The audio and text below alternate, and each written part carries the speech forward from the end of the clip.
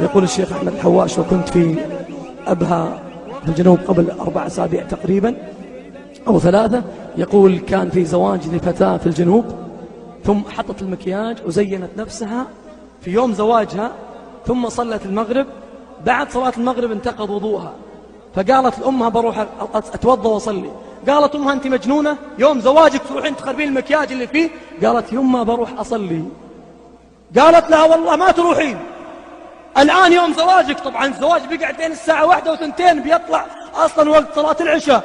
قالت: والله يا أمي والله ما أقدم أحد على رب العالمين، هالعالم كلهم خفتي عليهم عشان لا يشوفون شكلي والمكياج طايح ثم ما أعجبهم، وما همك أني ما أعجب رب العالمين وأغضبه؟ لا والله ربي ينظر لقلبي، والله لأصلي، ترى بزعل عليك.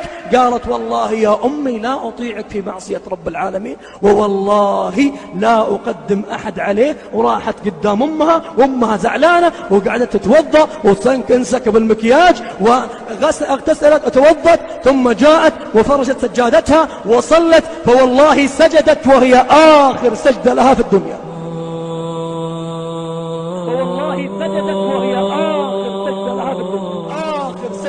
فوالله سجدت وهي آخر سجدة لها في الدنيا.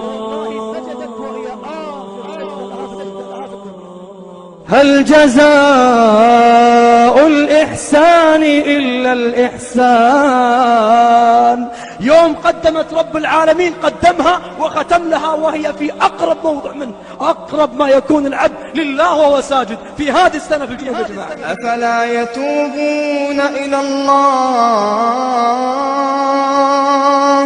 أفلا يتوبون إلى الله ويستغفرونه، أفلا يتوبون إلى الله ويستغفرونه، والله غفور رحيم.